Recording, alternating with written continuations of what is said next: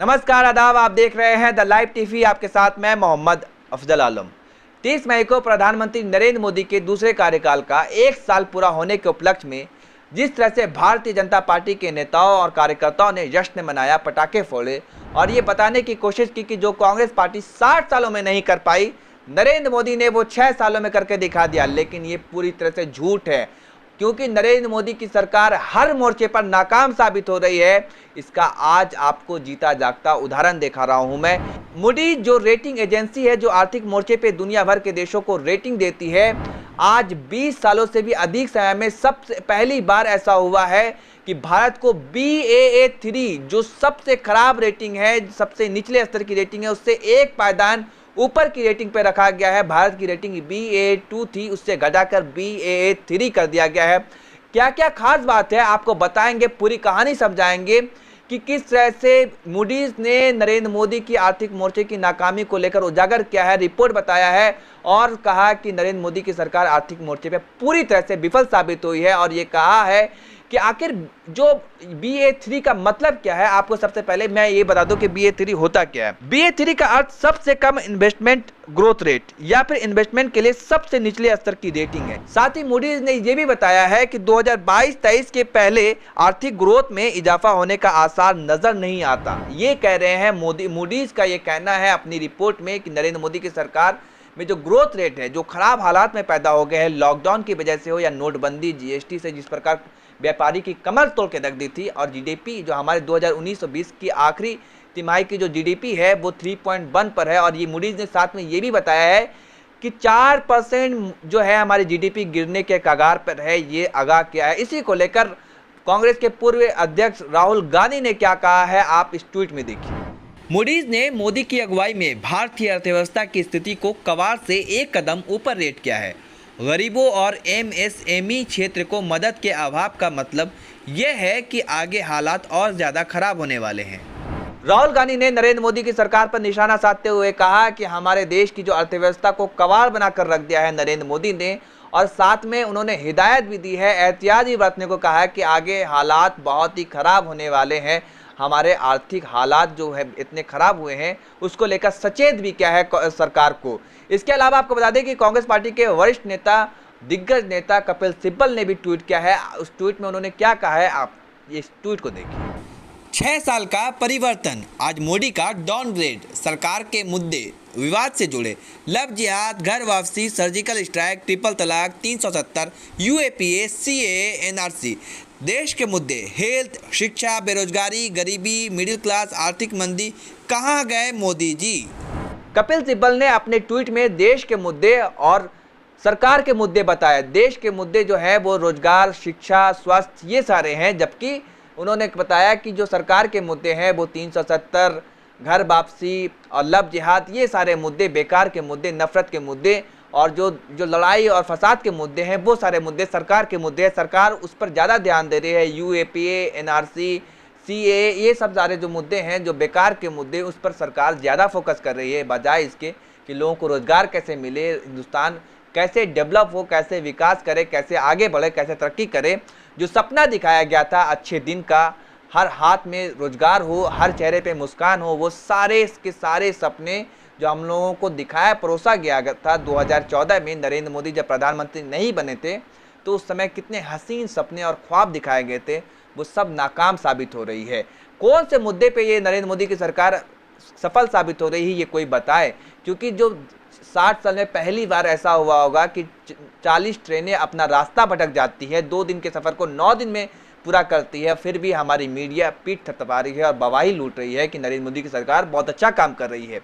इसके अलावा जो कोरोना वायरस के जो मरीज है वो दिन प्रतिदिन बढ़ता जा रहा है। 2 लाख की जो संख्या है उसको भी क्रॉस कर गई है। हमारे देश में कोरोना वायरस से जो पेशेंट है, कोरोना वायरस के जो मरीज है वो 2 लाख से अधिक हो गए हैं और भारत पूरी दुनिया में 7वें नंबर पर पहुंच चुका है। और हालात इतने खराब होते जा रहे हैं कि दुनिया का वाहिद एक ऐसा मुल्क बन चुका है भारत, जहां पर लॉकडाउन खत्म हो रहा है और कोरोना वायरस के मरीज बढ़ते जा रहे हैं। अब सोचिए कि 18 मई के दिन 1 लाख पहुंचा था, 1 लाख मरीज की संख्या हुई थी और आज कितनी जून है, 2 जून को 2 लाख क्रॉस कर गया है। तो ये सोच सकते हैं कि क्या हालात बना के रख दिया है देश का और कितना मजाक हो रहा है देश के साथ में। लोगों के पास खाने को नहीं है, लेकिन हमारी मीडिया क्या बता रहे हैं कि सब अच्छा है। अगर सोचिए कि मूडीज ने रेटिंग पॉजिटिव दिया होता तो किस तरह से बवाही लूट रही होती मीडिया में, लेकिन अभी क्या है, मीडिया में पूरी तरह से सन्नाटा पसरा हुआ है। आखिर ये ऐसा दोगलापन क्यों, डबल स्टैंडर्ड क्यों, आखिर क्यों सरकार से सवाल नहीं पूछा जा रहा है कि मतलब ये इतने हालात क्यों खराब हो गए हैं। इसके अलावा हम आपको यही बता दें कि मूडीज ने और क्या क्या और कौन सी बातें सुझाई है सरकार के बारे में। मूडीज ने मोदी सरकार की ओर से गरीबों और बेरोजगारों के लिए उठाए गए कदमों को भी नाकाफी बताया है। ये तक कह दिया कि जो कदम उठाए जा रहे, जो स्कीम लाए जा रहे हैं वो बेकार है, कुछ नहीं काम आ रहा है। और साथ में आपको यही बता दें कि सरकार ने जो 20 लाख करोड़ रुपए का जो पैकेज की जो अनाउंसमेंट किया है, जो घोषणा किया है, उसके बारे में क्या कहा है मूडीज ने, वो भी सुन लीजिए आप। 20 लाख करोड़ रुपए में सिर्फ और सिर्फ 2.1 लाख करोड़ रुपया ही नकदी के तौर पर खर्च किया जाना है। इसके अलावा बड़ी रकम क्रेडिट गारंटी स्कीम के तौर पर ही ऐलान की गई है। मतलब आप कर्ज ले सकते हैं सरकार से, ये बताया गया है। आपके पास पैसा ही नहीं होगा तो आप सामान कहाँ से खरीदने जाएंगे।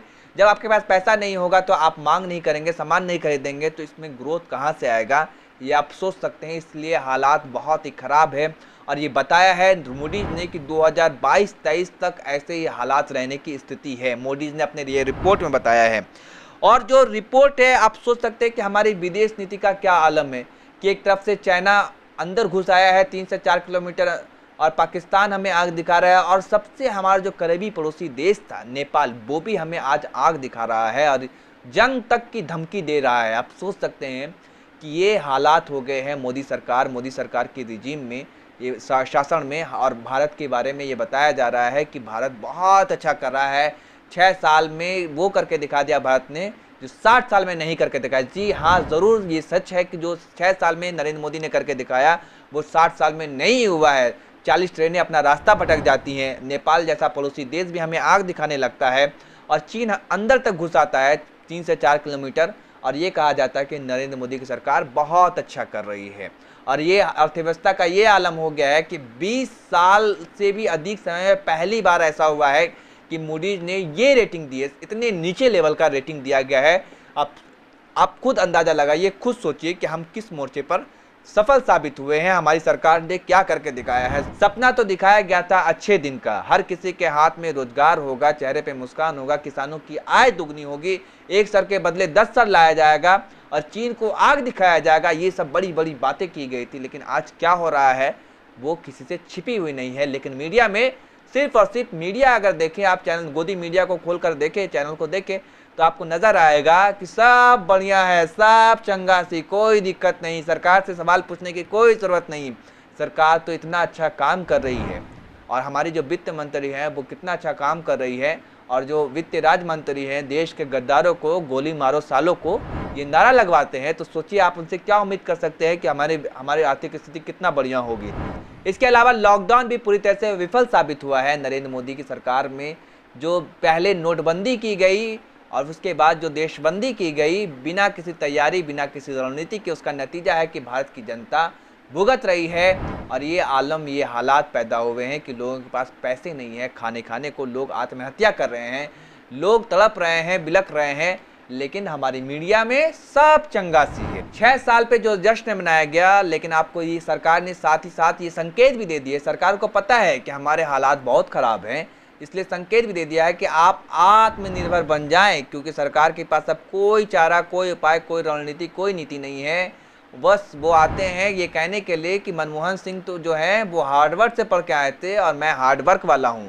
तो आपने देख लिया कि हार्डवर्क वाले ने क्या करके दिखाया था और हार्डवर्क वाले ने क्या करके दिखा दिया।